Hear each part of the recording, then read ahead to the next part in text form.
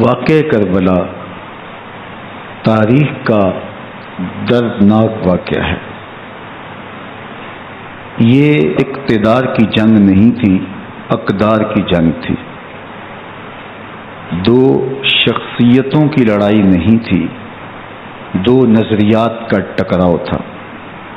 یہ حق اور باطل کا معرکہ تھا۔ یزید ظلم کا استعارہ ہے، حسین ابن علی امن کی علامت ہے۔ یزید جبر کا پتلا ہے، حسین صبر کا پیکر ہے۔ یزید اپنی بدطینت فطرت اور اپنی طبع ناہموار کے باعث دنیا پر ذلت و رسوائی، ظلم، جبر، جور و زیادتی کی علامت بن کے ابھرا، اور حسین ابن علی رضی اللہ تعالی عنہ حق و صداقت کا نشان بن کے ابھرا۔ کربلا کے تپتے ہوئے ریگزار میں حسینی اور یزیدی دو کردار سامنے آتے ہیں۔ اقبال نے کہا تھا، موسیٰ و فرعون و شبیر و یزید، ایند و قوت از حیات آیت پدید،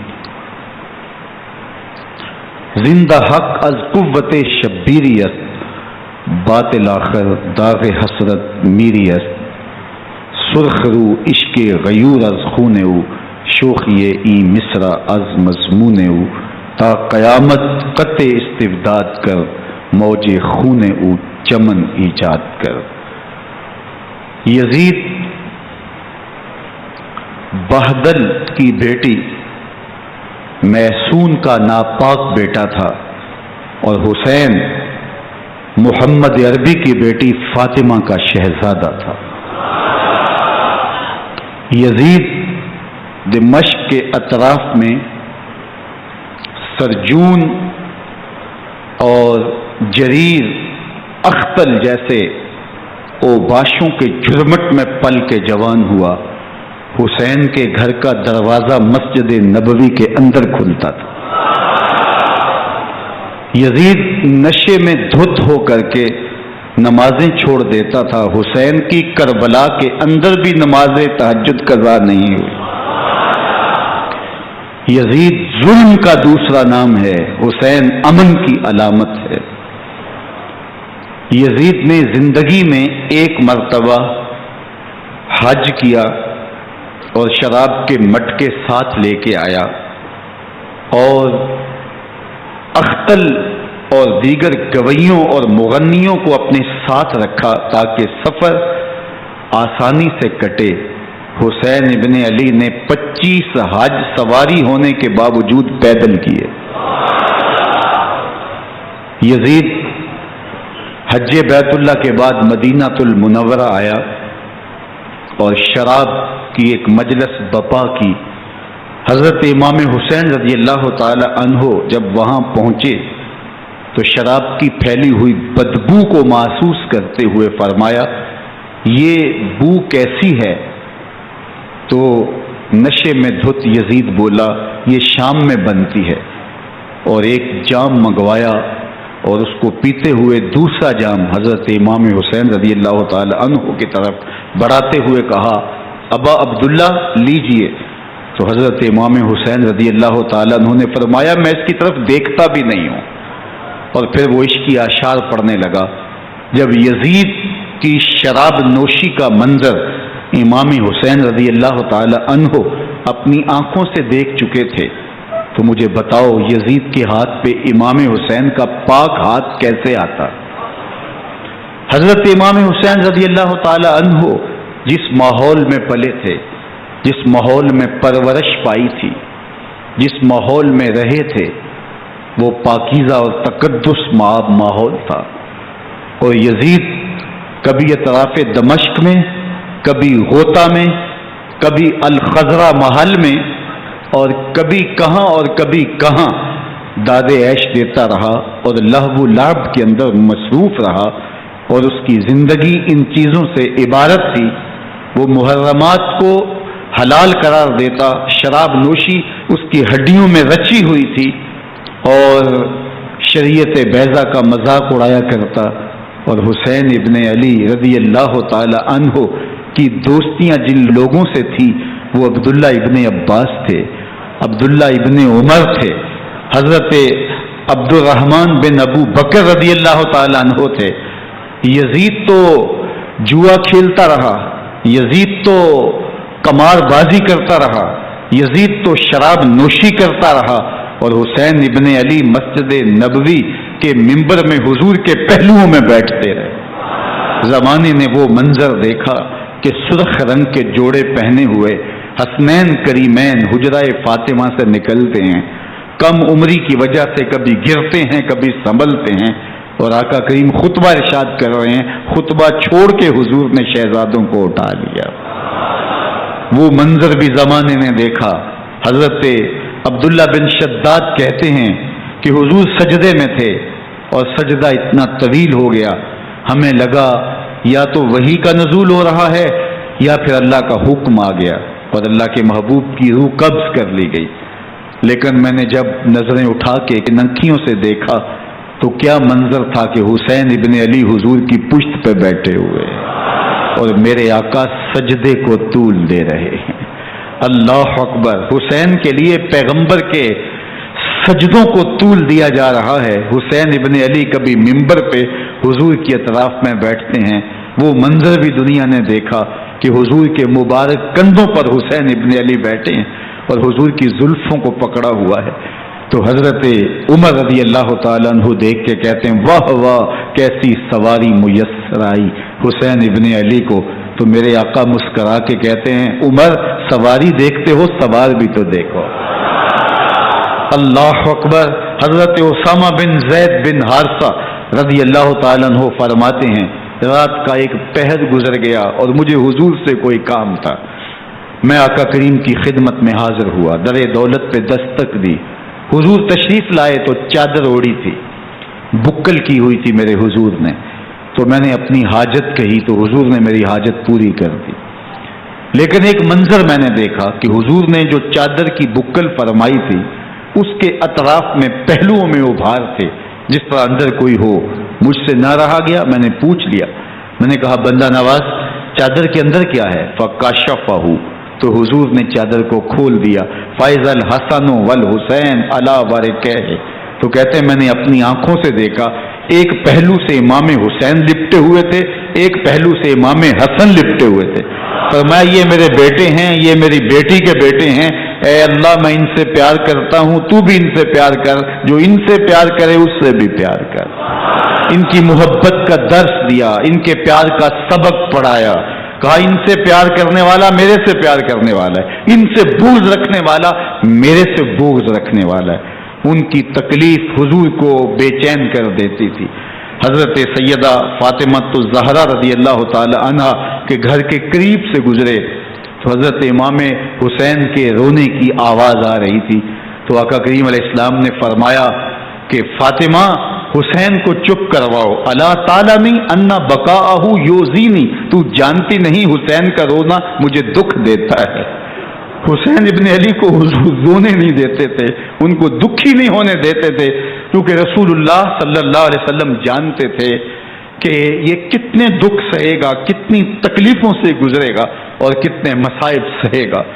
زمانے نے وہ گھڑیاں بھی دیکھی کہ حضرت حذیفہ بن یمان رضی اللہ تعالیٰ عنہ فرماتے ہیں کہ میں حضور کی خدمت میں نماز مغرب کی ادائیگی کے لیے حاضر ہوا اور میں نے یہ اجازت خاص طور پہ اپنی ماں سے اس شرط پہ لی تھی کہ امی آپ مجھے اجازت دیں، میں حضور کی خدمت میں حاضر ہوتا ہوں، مغرب کی نماز بھی ادا کروں گا اور پھر حضور سے عرض کروں گا حضور میرے لیے اور میری ماں کے لیے بخشش کی دعا کر دیجیے.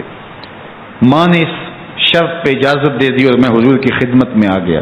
نماز مغرب ادا کی، سلام پھرا تو میرے دل میں آرزو تھی میں حضور سے عرض کروں حضور میرے لیے اور میری ماں کے لیے مغفرت کی بخشش کی دعا کر دیں. لیکن حضور عبادات میں، ذکر میں، نوافل میں ایسے مشغول ہوئے کہ میں آرزو رکھنے کے باوجود بھی عرض نہ کر سکا. خیر نماز عشاء کا وقت ہوا، اذان پکاری گئی، حضور مصلی پہ آئے، نماز پڑھی، سلام پھرا، تو میرے دل میں پھر خیال آیا کہ ماں سے ایک نماز کی چھٹی لی تھی، نمازیں بھی 2 ہو گئیں، ماں نے جاتے پوچھنا ہے حضور سے میرے لیے اور اپنے لیے مغفرت کی بخشش کی دعا کروائی تھی تو کیا جواب دوں گا؟ اور حضور اٹھے اور کاشانہ اقدس کی طرف چل دیے۔ اب میرے دل میں یہ خیال رہ کے آ رہا تھا کہ ماں کو کیا جواب دوں گا، میں تو حضور سے بخشش و مغفرت کی دعا کروا ہی نہیں سکا۔ جب حضور چل پڑے تو غیر ارادی طور پہ میں بھی حضور کے پیچھے چل پڑا۔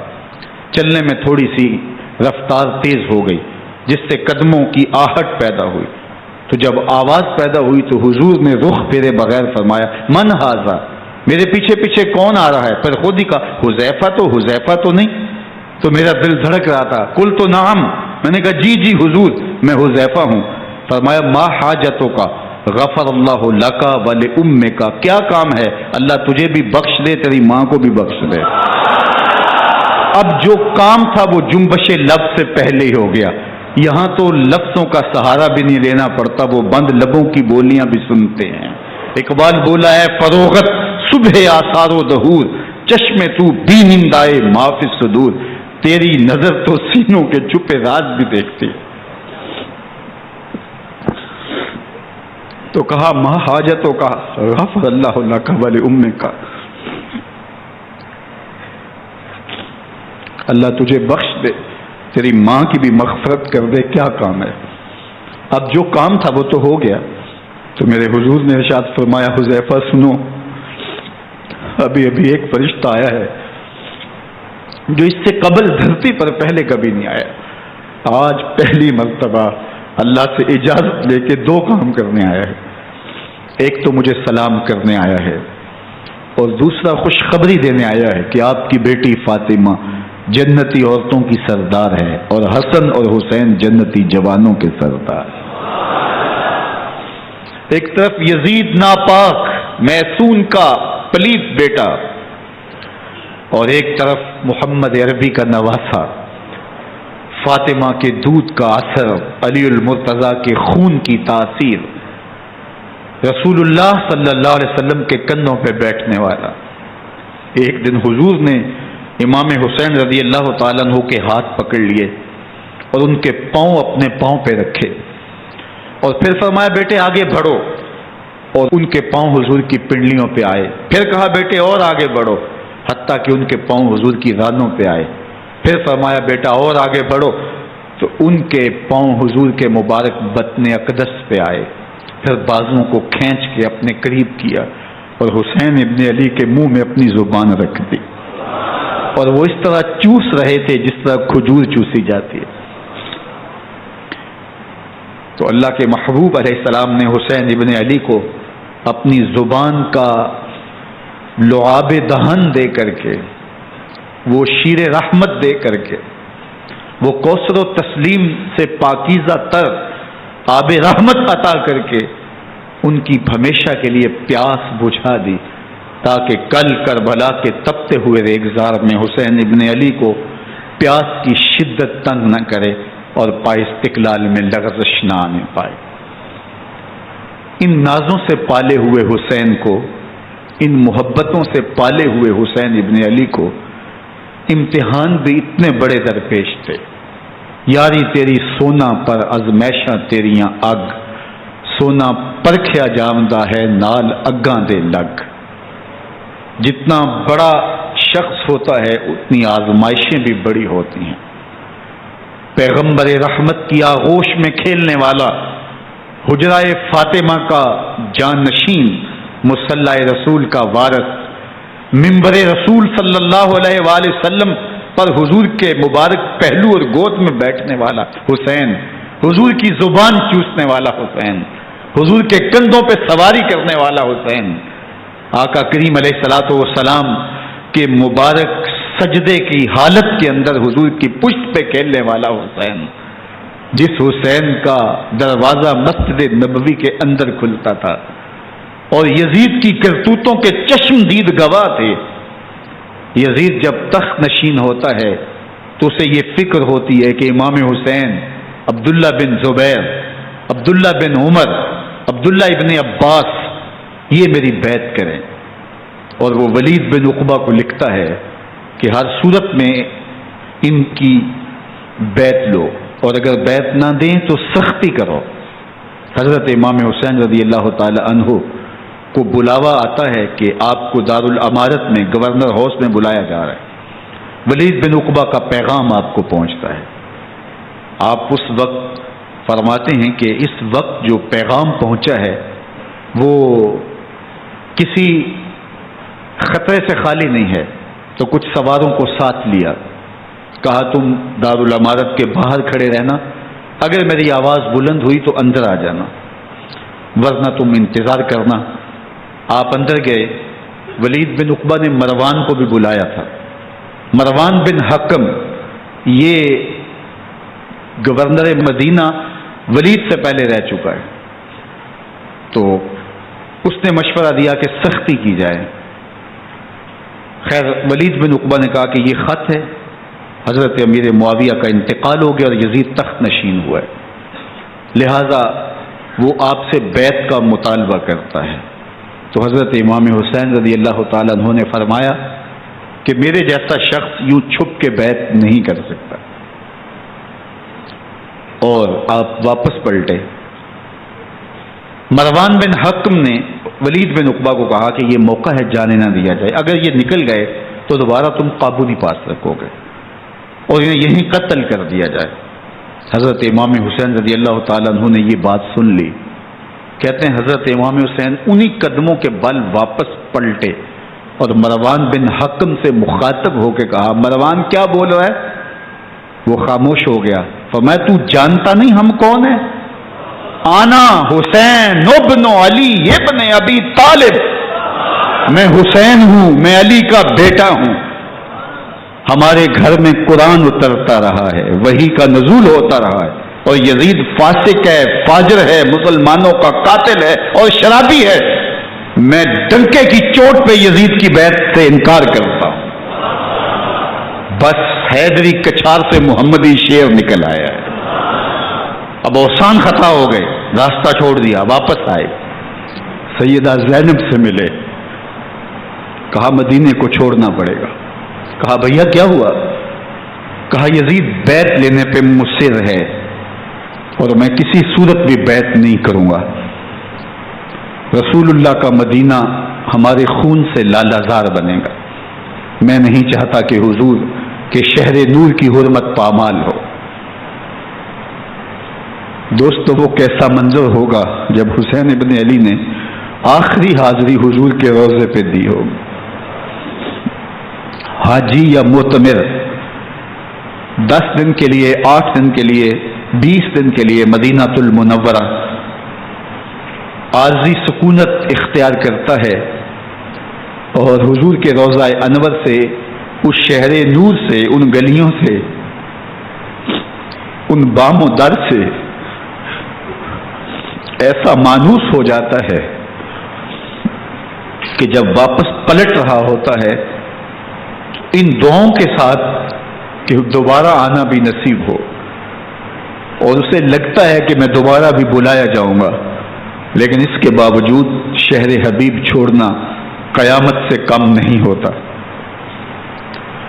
اعظم چشتی مرحوم آخری بار جب حضور کے روضہ انور پہ گئے تو بیمار تھے، ویل چیئر پہ تھے.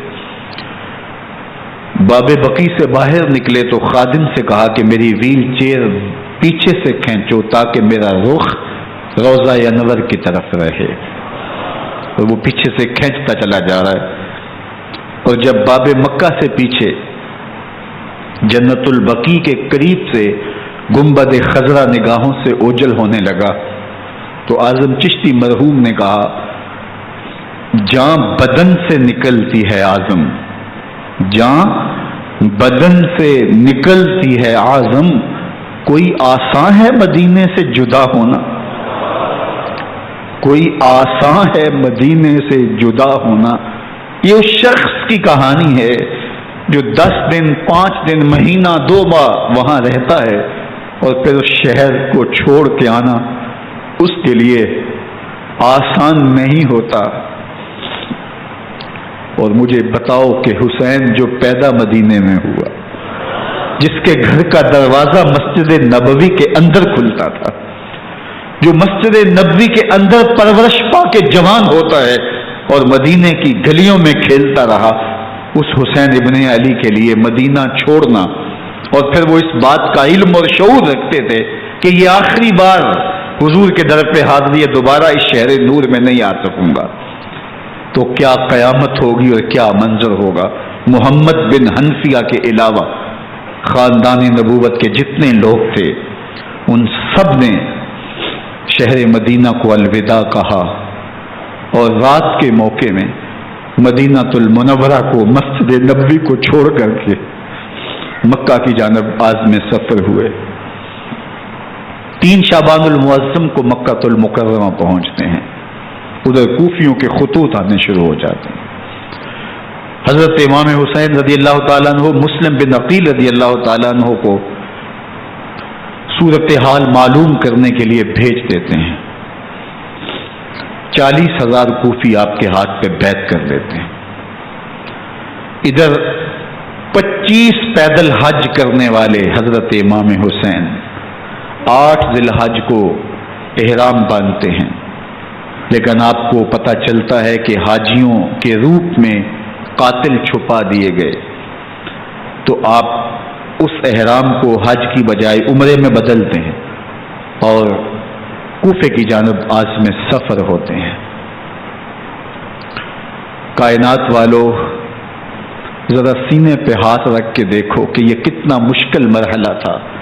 اس دین کی آبرو کو بچانے کے لیے حضرت امام حسین رضی اللہ تعالیٰ عنہ نے کتنا بڑا قدم اٹھایا۔ آپ کے بہی خواہ، دوست، احباب عبداللہ بن عمر یہ سارے روکتے ہیں۔ عبداللہ بن عباس کہتے ہیں حضرت نہ جائیے، الکوفی لا یوفی، کوفی کبھی وفا نہیں کرتے، آپ کے والد کو وہاں شہید کیا گیا، لیکن آپ ایک فرض کو نبھانے جا رہے ہیں۔ میرے غم گسارو، میرے مہربانوں، نہ روکو مجھ کو جانے دو، مجھے نانے کے دی کی ڈوبتی کشتی بچانے دو، میں جاتا ہوں کہ دنیا پر وفا کا نام رہ جائے، میں رہوں نہ رہوں پر عظمت اسلام رہ جائے۔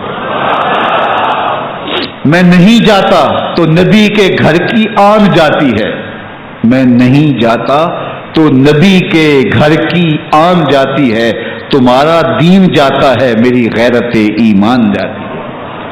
حضرت امام حسین یہاں سے چلتے ہیں، ابھی راستے میں ہی پہنچتے ہیں کہ یہ خبر آتی ہے کہ کوفے والوں نے بے وفائی کر دی، حضرت مسلم بن عقیل رضی اللہ تعالیٰ عنہ کو شہید کر دیا گیا، نعمان بن بشیر معزول کر دیے گئے، ابن مرجانہ ابن زیاد وہاں متعین کر دیا گیا جو سخت گیر شخص تھا، اور اس نے لوگوں کو ڈرایا، دھمکایا، اور کوفے کے لوگوں کے دل بدل گئے اور وہ بیتیں توڑنے لگے۔ وہ منظر مسجد کوفہ کا کتنا دلگداز تھا، جب امام نماز کے لیے کھڑے ہوئے تو 40,000 لوگ آپ کے پیچھے تھا۔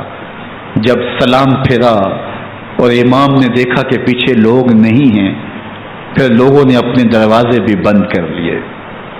رات کی تنہائیاں ہیں اور حضرت مسلم بن عقیل کو کوئی پناہ دینے والا نہیں ہے، لوگوں نے دروازے بند کر لیے کہ کہیں ہمارے گھر میں نہ آ جائیں اور ہم مشقت اور حکومتی تشدد کا شکار نہ ہوں۔ کتنا دردناک لمحہ ہے حضرت مسلم بن عقیل رضی اللہ تعالیٰ عنہ پہ، اور پھر حضرت مسلم بن عقیل بے دردی سے شہید کر دیے جاتے ہیں۔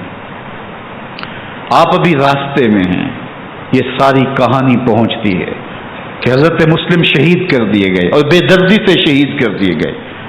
وہ جنہوں نے خط لکھے تھے کہ ہم آپ کے ساتھ ہیں اور ہم منتظر ہیں، چشم برا ہیں، آپ کے قدموں کی چاپ سننے کے لیے بےتاب ہیں، آج انہوں نے بیتیں توڑ دی، 40,000 کوفی منحرف ہو گئے۔ مسجد کوفہ کا وہ منظر کس قدر روح کو تڑپا دینے والا تھا۔ ہم پچھلے سال عصر اور مغرب کے درمیان جب کوفہ پہنچے تو سورج ڈوبنے کے قریب تھا۔ میں نے اپنی زندگی میں اتنا اداس موسم کہیں نہیں دیکھا جتنا اداس موسم کوفے میں دیکھا۔ ایسے لگتا تھا جس طرح کوفے کی آب و ہوا آج بھی شرمندہ ہے. جو مسلم بن عقیل اور خاندان نبوت کے ساتھ اہل کوفہ نے کیا، حضرت امام حسین رضی اللہ تعالیٰ عنہ کو ان کے بہی خواہوں نے، اعزاء نے، اقربا نے، دوستوں نے، آوان و انصار نے، ساتھیوں نے کہا کہ حضرت حالات یکسر تبدیل ہو گئے، اب ہمیں مراجعت کر جانی چاہیے، واپس پلٹ جانا چاہیے. تو حضرت امام حسین کافی سوچ بچار میں رہے. پھر اس کے بعد آپ نے فیصلہ کیا کہ ہم آگے بڑھیں گے. دوستوں نے کہا کہ حضرت اگر آپ آگے بڑھیں گے تو ہمیں لگتا ہے کہ وہ آپ کے ساتھ سلوک اچھا نہیں کریں گے اور آپ بچوں کے سامنے پیاسے شہید کر دیے جائیں گے.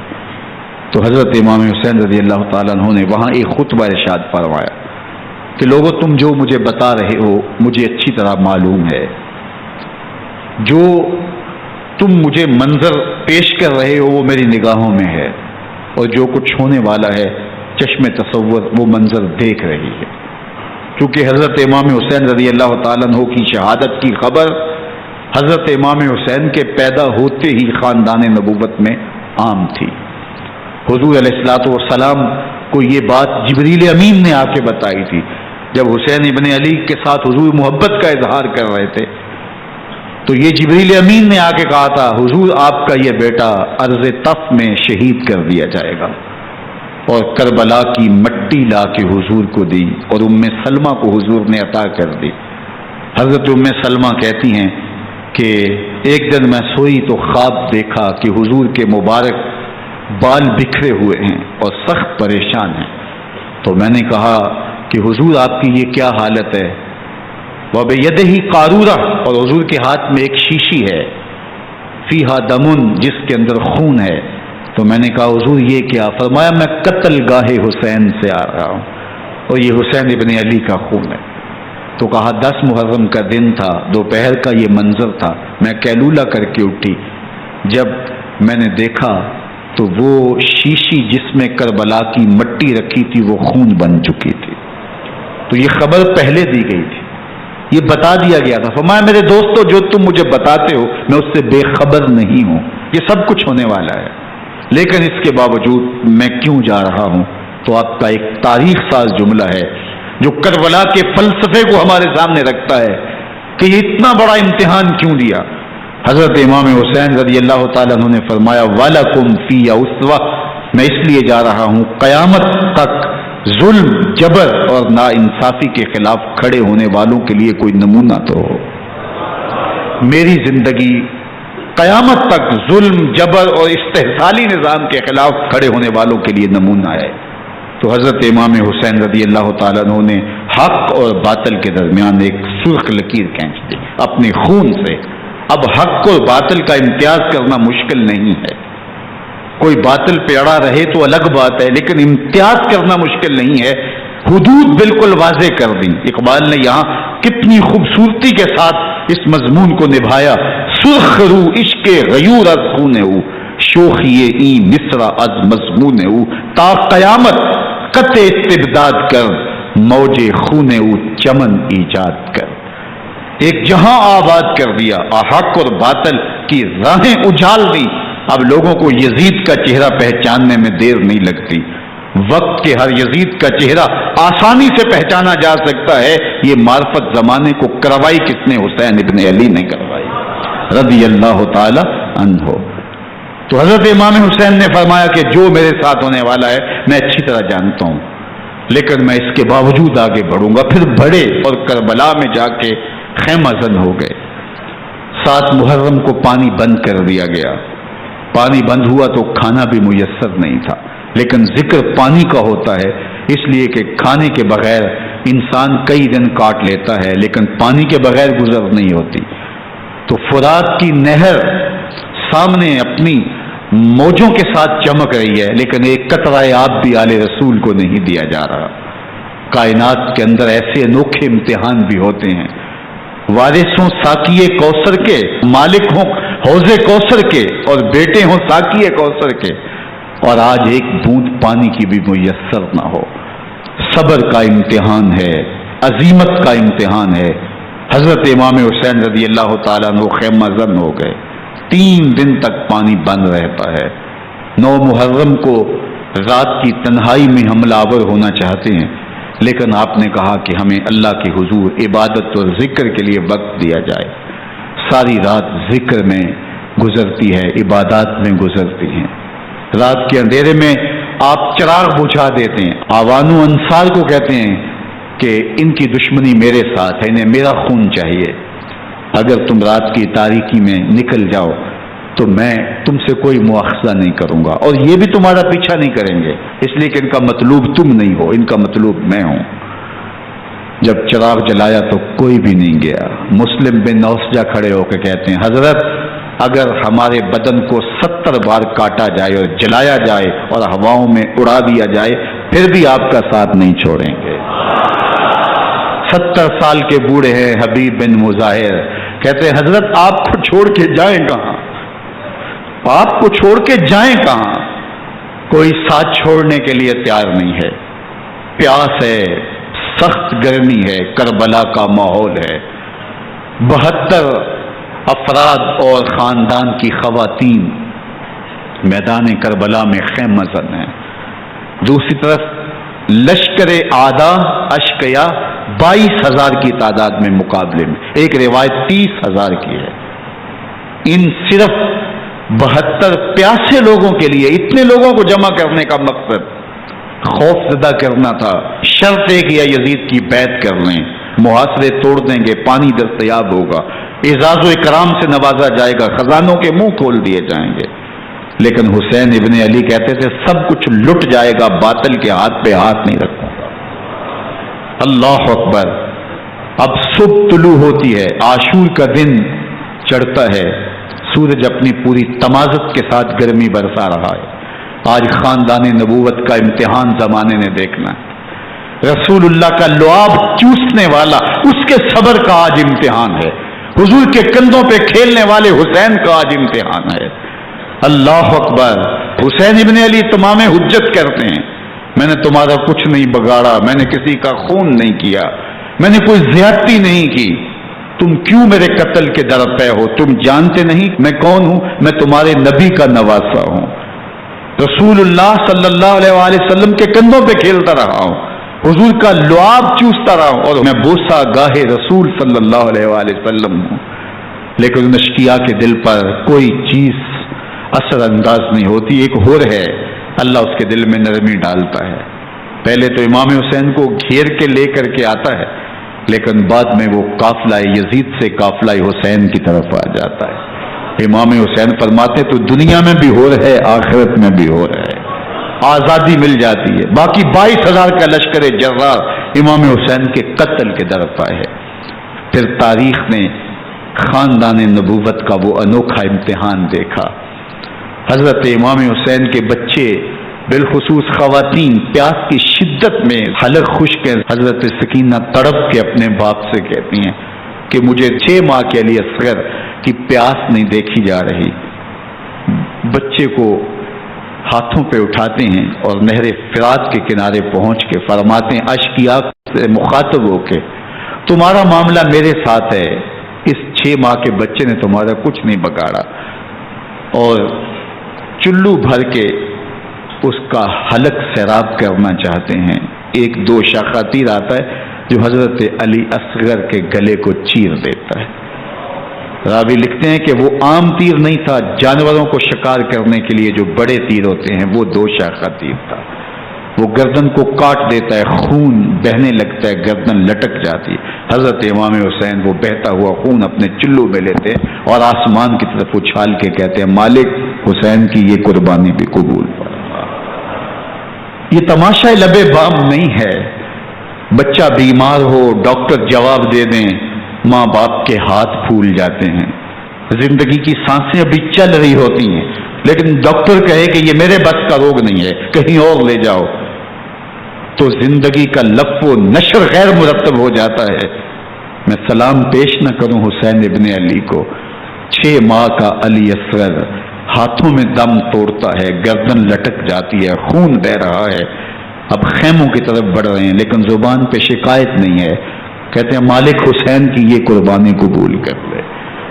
اب خیموں کی طرف آنا، شہر بانوں ام رباب، سیدہ زینب، حضرت سکینہ سلام اللہ علیہا کا سامنا کوئی آسان کام نہیں تھا، لیکن حسین ابن علی آتے ہیں، شہزادے کو یہاں خیموں کے قریب رکھ کے کہتے ہیں کہ یہ حوض کوثر سے سیراب ہو گیا ہے۔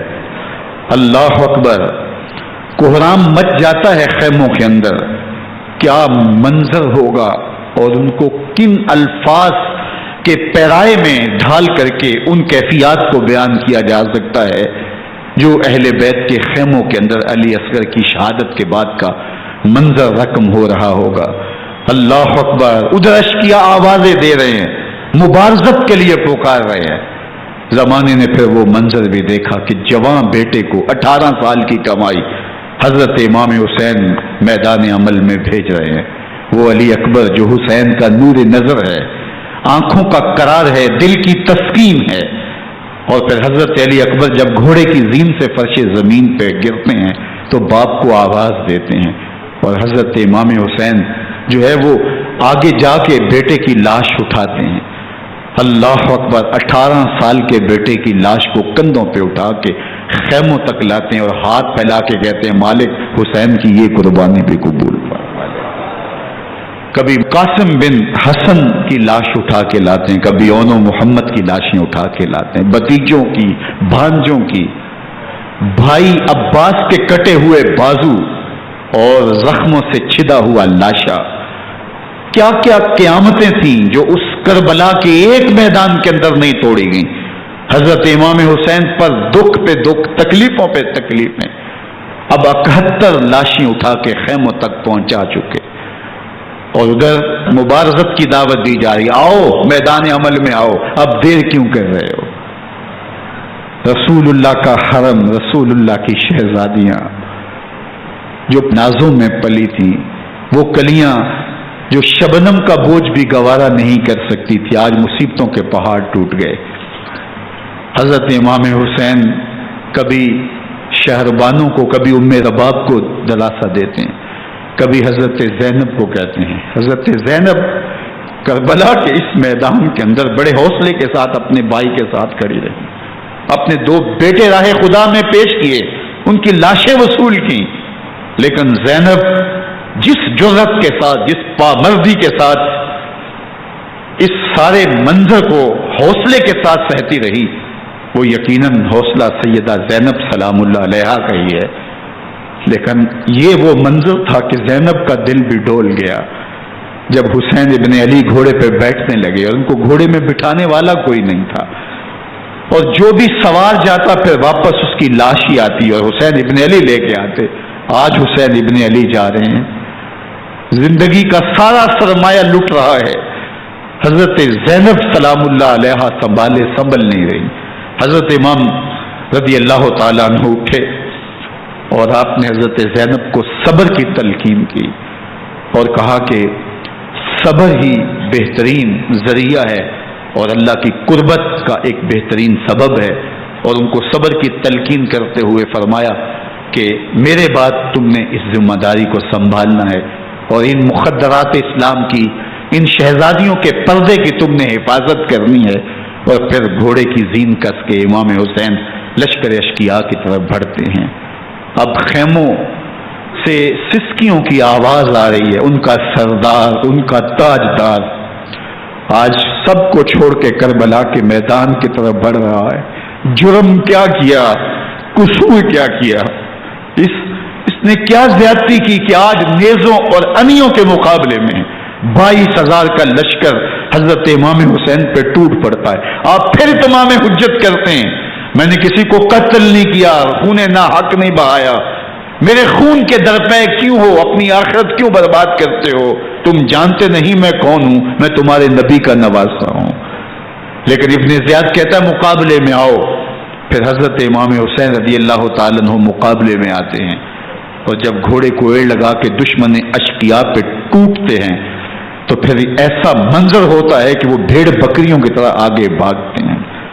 71 زخم کلیجے پہ لیے شجاعت کا یہ پیکر جب میدان میں آتا ہے، آواز آتی، یہ کون ذی وقار ہے، بلا کا شاہ سوار ہے، لباس ہے پھٹا ہوا غبار سے اٹا ہوا، تمام جسم نازنی چدا ہوا کٹا ہوا، یہ نبی کا نور عین ہے، یہ بال یقین ہے۔ یہ حسین ابن علی ہے رضی اللہ تعالیٰ عنہ۔ پھر چاند بادلوں میں گھر جاتا ہے، شامی ہنڈے تیر برساتے ہیں، تلواروں سے آپ کے بدن پر ضربیں لگاتے ہیں اور نیزوں سے آپ کے بدن کو پرو دیتے ہیں۔ جب آپ کا پیراہن بعد میں اتارا گیا تو آپ کے پیراہن میں 122 سوراخ تیروں کے تھے، 33 زخم تلواروں کے اور 34 گھاؤ نیزوں کے تھے۔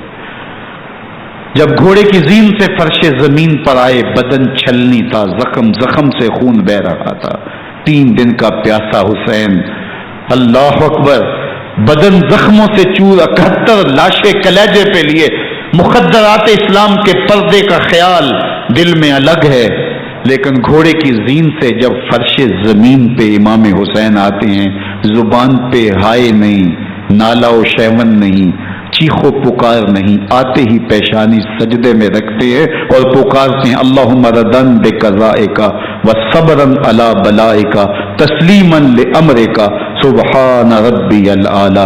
مالک گھر لٹا کے، بچے لٹا کے، خاندان سب کچھ قربان کر کے، اپنے بدن کو زخموں سے چھلنی کروا کے، تیروں اور نیزوں کی انیوں سے اپنے آپ کو زخمی کروا کے، تیرے حضور سر جھکا کے یہ اقرار کرتا ہوں کہ حسین تیری تقدیر پہ راضی ہے، مالک تو بھی بتا، تو بھی حسین پہ راضی ہوا ہے کہ نہیں ہوا۔ آواز آ رہی ہے، اس پیاسے پر علی شیر خدا کو ناز ہے، اس نواسے پر محمد مصطفیٰ کو ناز ہے۔ اوروں نے بھی سجدے کیے پر اس کا عجب انداز ہے، اس نے وہ سجدہ کیا جس پر خدا کو ناز۔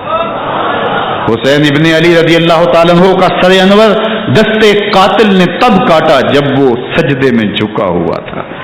یزید نے کہا میں بیعت لوں گا، امام حسین نے کہا کبھی بھی نہیں دوں گا، یہ سر کٹ سکتا ہے جھک نہیں سکتا۔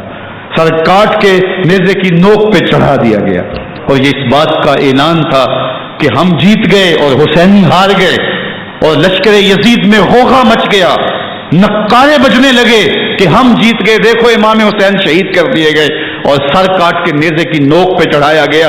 لیکن لشکر یزید سے ہی آواز آئی یہ کیسا سر ہے جو کٹ کے بھی سر بلندی ہے، کٹ گیا ہے پھر بھی اونچا ہے، اللہ اکبر، یہ سر سجدے میں کٹا ہے، رب کے حضور عبادت کی حالت میں کٹا ہے۔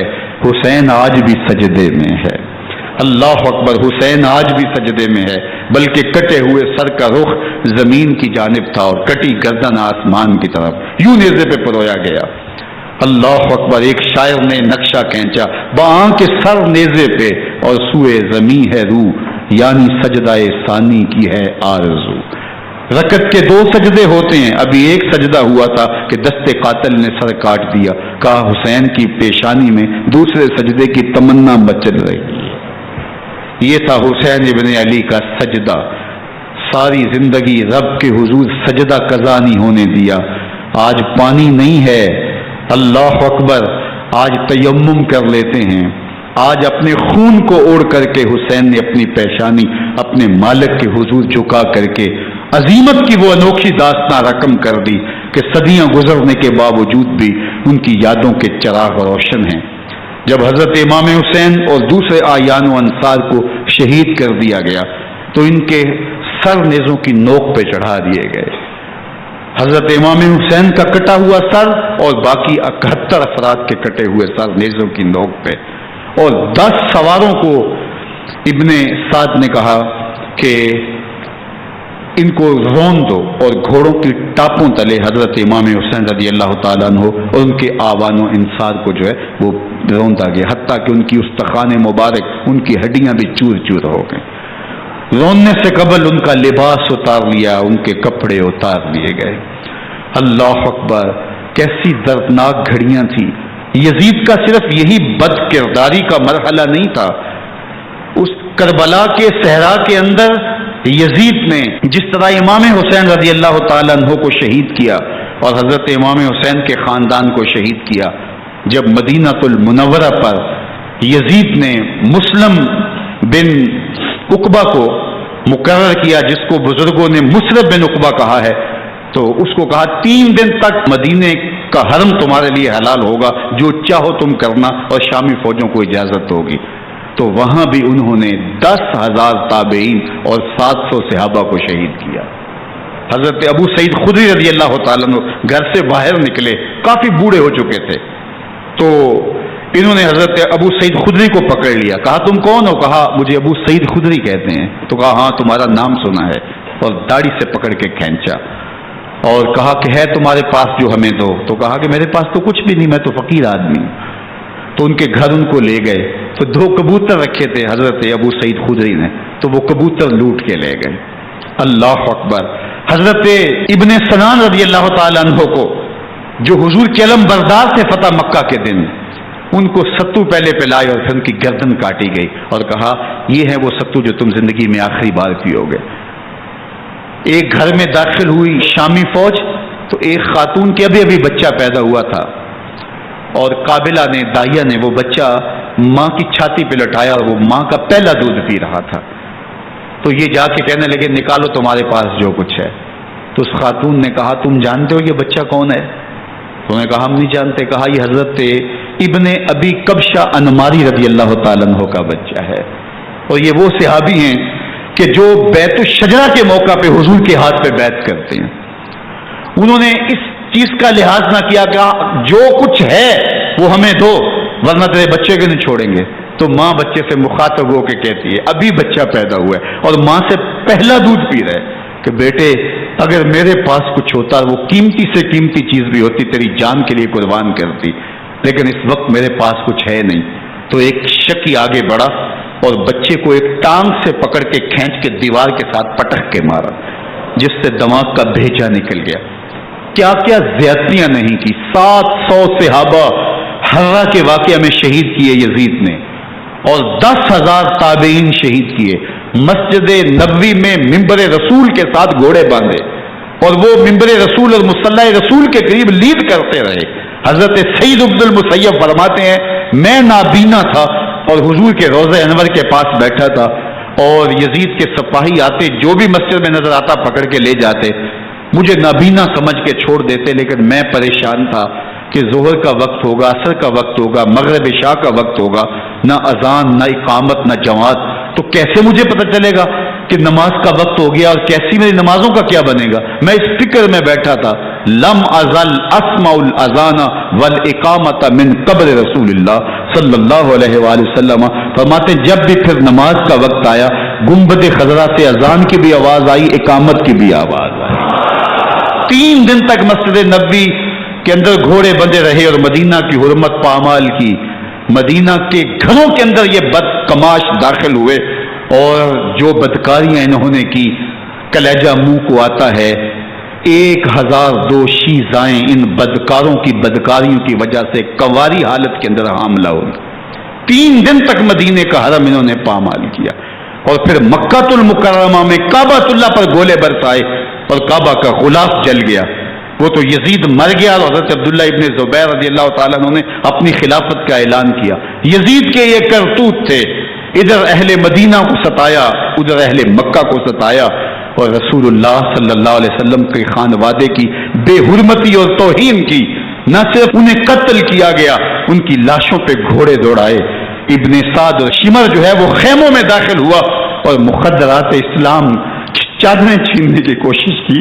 حضرت زینب سلام اللہ علیہ نے مخاطب ہو کے کہا ہمارے چہرے کے رکھوالے چلے گئے ہیں، ظالم تو خیال نہیں کرتا ہم رسول اللہ کی بیٹیاں ہیں۔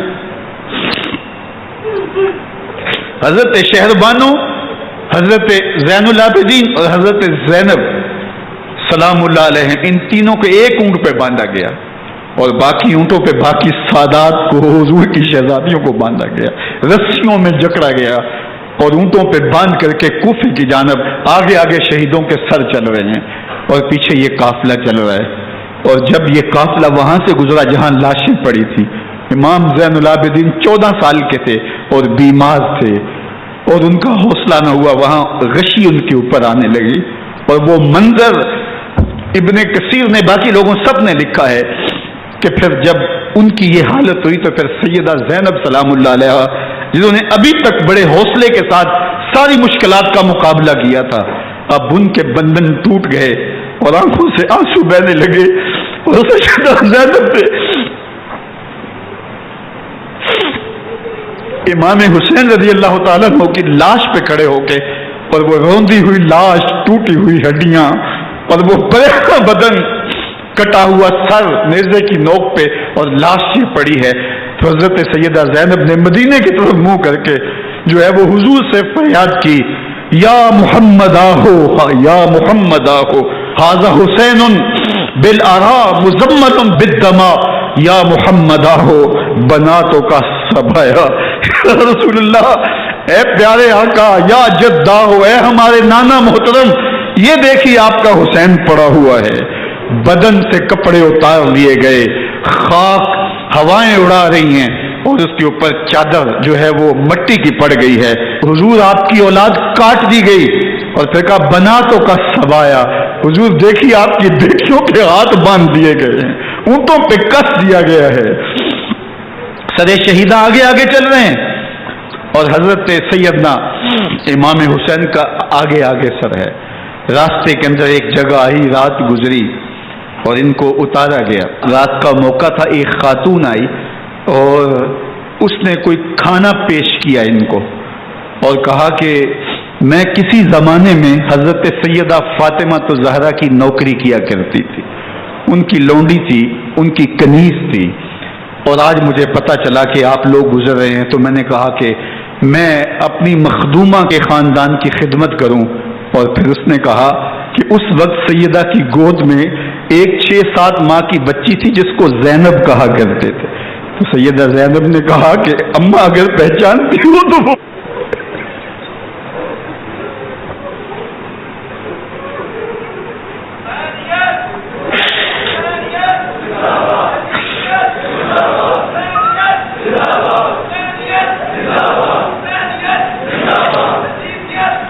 یہ تاراج اور لٹا ہوا کارواں پھر وہاں سے کوفے میں کیسے پہنچا، اور کوفے کے اندر سیدہ زینب سلام اللہ علیہا نے وہ یزید کے دربار میں، ابن زیاد کے دربار میں وہ جرأت آمیز جو باتیں کہیں، اللہ اکبر، زینب کی زبان میں علی کی خطابت بول رہی تھی، اور پھر دشمن اور دوست سارے رونے لگے، اور وہ کیا دل گداس منظر تھے.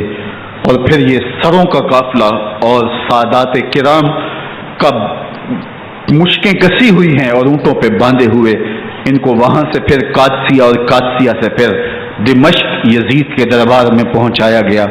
اور وہاں سے یہ لٹے ہوئے خانمہ برباد تاراج لوگ مدینہ المنورہ میں کیسے پہنچے، اور اہل مدینہ نے کیسے استقبال کیا، اور وہ منظر کتنا دلگداز تھا جب اہل مدینہ زینب سے پوچھتے تھے زینب حسین کہاں ہے.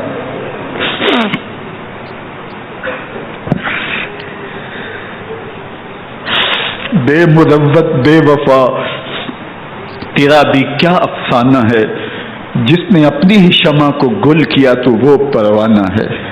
اپنے پیغمبر کے شہزادوں کو اور اپنے پیغمبر کی شہزادیوں کو جو دکھ اس امت نے دیے، یہ کائنات کی ایک انوکھی داستان ہے. اللہ ہمیں اسوہ شبیری پہ عمل کی توفیق عطا کرے اور ان کے نقوش پاک کی برکتیں دے. اہل بیت کی محبت ہماری روحوں میں جذب کر دے، اور جس عظیمت کے ساتھ، جس حوصلے کے ساتھ انہوں نے دکھوں کو جھیلا، جو دہتی آگ کے شعلوں پہ سویا وہ حسین، جو جواں بیٹے کی میت پر نہ رویا وہ حسین، جس نے سب کچھ کھو کے کچھ نہ کھویا وہ حسین، مرتبہ اسلام کا جس نے دوبالا کر دیا، خون نے جس کے دو عالم میں اجالا کر دیا، جو کہ سوزے غم کو سانچے میں خوشی کے ڈھال کے مسکرایا موت کی آنکھوں میں آنکھیں ڈال کے. اے حسین ابن علی تم پر سلام، نازش آل نبی تم پر سلام. ذرا میرے ساتھ یہ پڑھ لیجئے، اے حسین ابن علی تم پر سلام، نازش آل نبی تم پر سلام، تم پہ لاکھوں رحمتیں لاکھوں سلام، اے شہیدان محبت کے امام، لالا گوں لالا بدن لالا کفن، اے چمن اندر چمن، زندگی ہی زندگی تیری حیات، اے حیات اندر حیات اندر حیات، افتخار ملت بیضا ہے تو، رب کعبہ کی قسم یکتا ہے تو، فخر کا دل میں دریچہ باز کرنا چاہیے، جن کا تو آقا ہے ان کو ناز کرنا چاہیے۔ وآخر دعوانا ان الحمدللہ رب العالمین۔ واقع کربلا تاریخ کا دردناک واقعہ ہے۔ یہ اقتدار کی جنگ نہیں تھی، اقدار کی جنگ تھی۔ دو شخصیتوں کی لڑائی نہیں تھی، دو نظریات کا ٹکراؤ تھا۔ یہ حق اور باطل کا معرکہ تھا۔ یزید ظلم کا استعارہ ہے، حسین ابن علی امن کی علامت ہے۔ یزید جبر کا پتلا ہے، حسین صبر کا پیکر ہے۔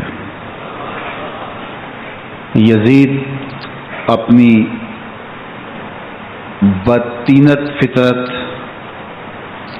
اور اپنی طبع ناہموار کے باعث دنیا پر ذلت و رسوائی، ظلم، جبر، جور و زیادتی کی علامت بن کے ابھرا، اور حسین ابن علی رضی اللہ تعالی عنہ حق و صداقت کا نشان بن کے ابھرا۔